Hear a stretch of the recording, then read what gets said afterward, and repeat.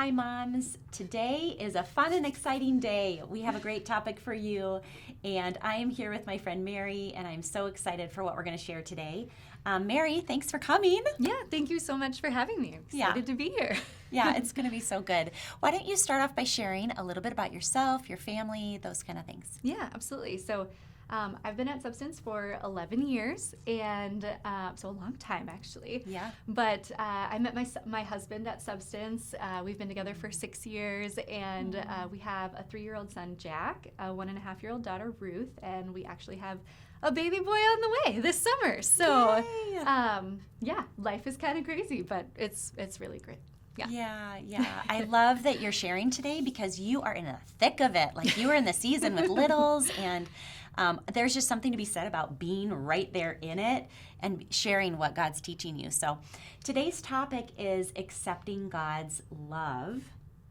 I think this is something that's all going to hit home with all of us. So could you start off just by sharing a little bit about, like, in this part of your season, your life season, what is God teaching you? What are you learning about this? Yeah, I think, it's been such an interesting season because I think for me, I feel so fortunate. I've had the benefit of, in previous seasons of my life, feeling that really richness and having a season of closeness with God. And I think motherhood kind of turns that on its head. And I think that's probably true for a lot of people, where I talk to other friends who are moms, and, maybe that's true for folks out there too, of, it feels like a dry season, maybe in comparison. And, one of the ways that really manifested itself for me was a couple months ago, I found myself in prayer, just feeling like almost pointless, like just really disengaged. And, for me, it was interesting.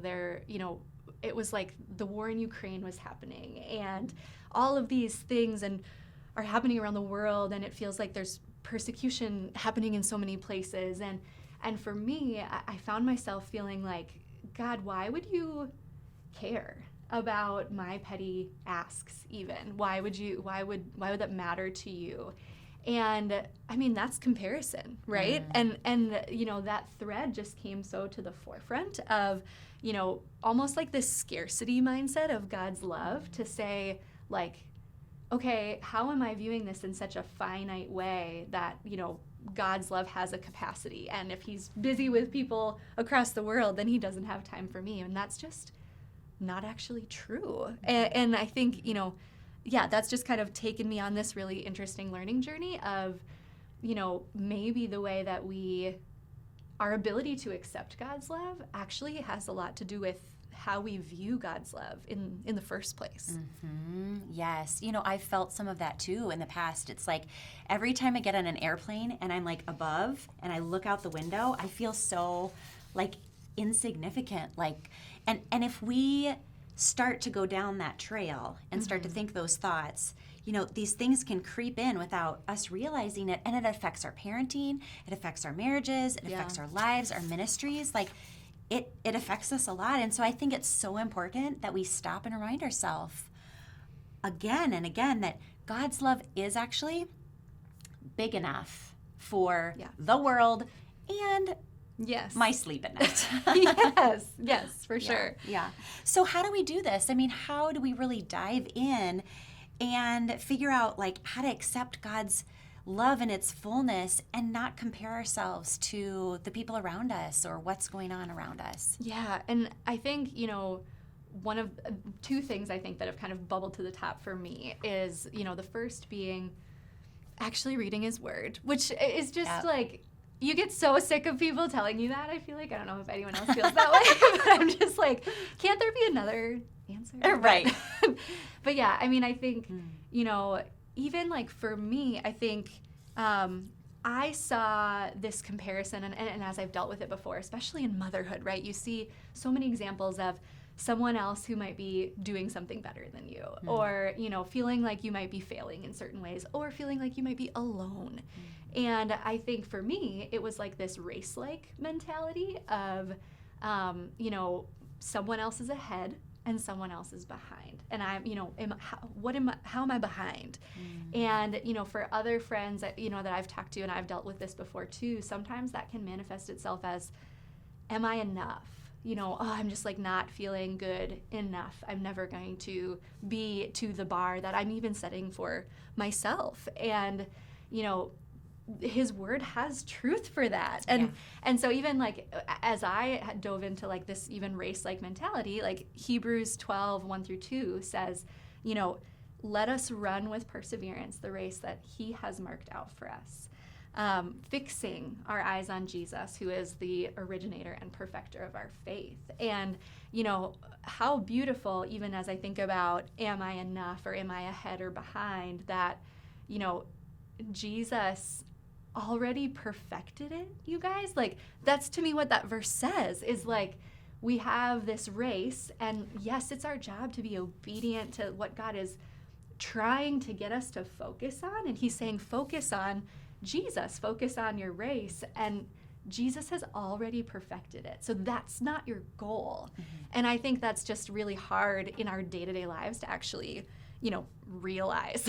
But I think the second thing really, aside from reading his word, which like just make time for it, I promise, like it's so valuable, is leaning in with curiosity. I mean, even as I kind of explained my thought process, I noticed and I was dissatisfied that with kind of how I was talking to God in my prayer life. And I think leaning into that and being curious and saying, well, God, why is that?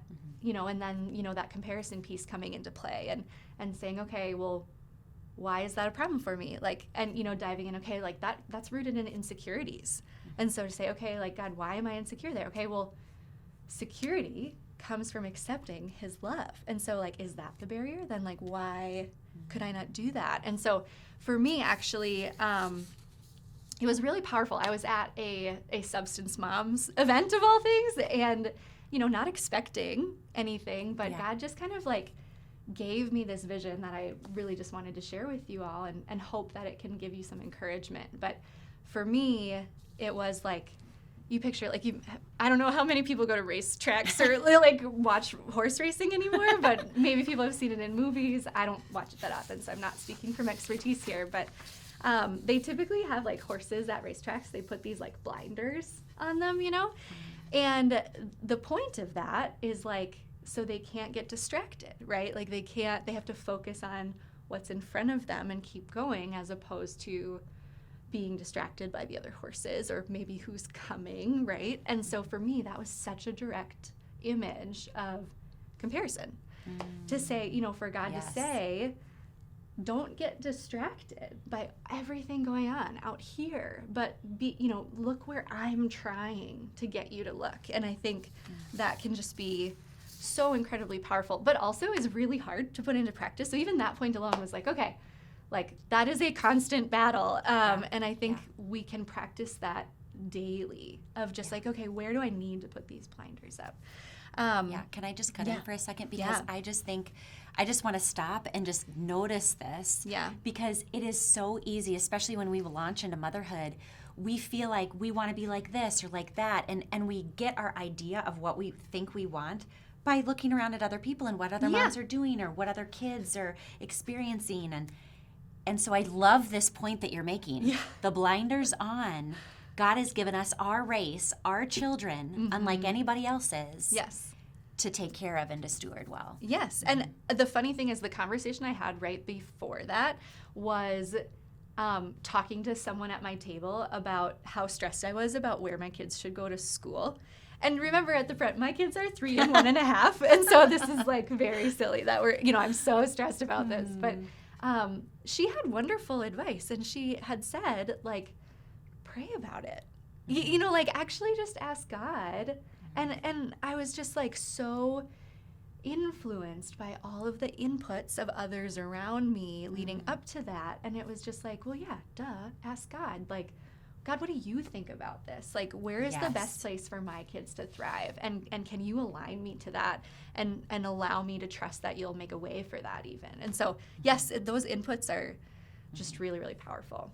But yeah, so the vision actually keeps going of like, so we're on this racetrack, and this is kind of like the cool part for me that I found really exciting of, so we're running, right? The race has started, we're running, and, as you're running, like, and that focus, then you start to focus and have those blinders up, I like start to see ahead like Jesus. And I'm thinking like, okay, I'm going to reach the finish line. I'm going to like meet him. I'm going to get to see him. And that's not what happens. It kind of flips on its head.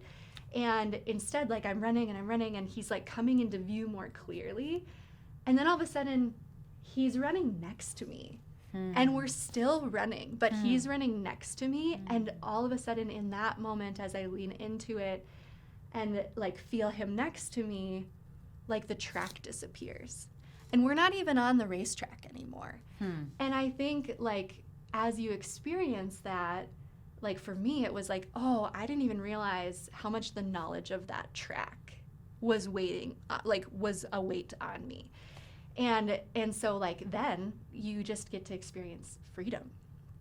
Wow. And it's just this amazing thing of like, okay, you guys like connect this out, right? So I share that with you all because I want that to offer someone encouragement who is getting stuck maybe in like back at that place of comparison leading to insecurity.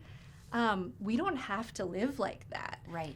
And I think the blinders, is a starting point, but then like look at what's on the other side. It's freedom. Yeah. And that freedom is not just for us, but obviously we get the downstream effect of like, okay, if I can be a secure person, I get to model that for my kids. And that is a huge gift. I mean, what better gift could you give your kids to be secure in the love of Christ? And so there's that. But then I think there's also this second piece that is a huge downstream effect of if you're a secure person, you're also not judging other people.